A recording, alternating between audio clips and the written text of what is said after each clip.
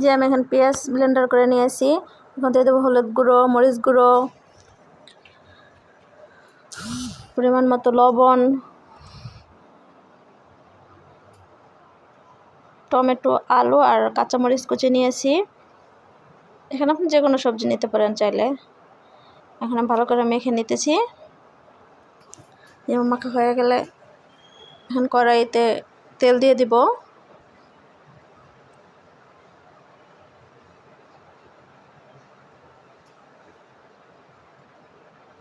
এখন আমি মাছগুলো এক এক করে দিয়ে দিব।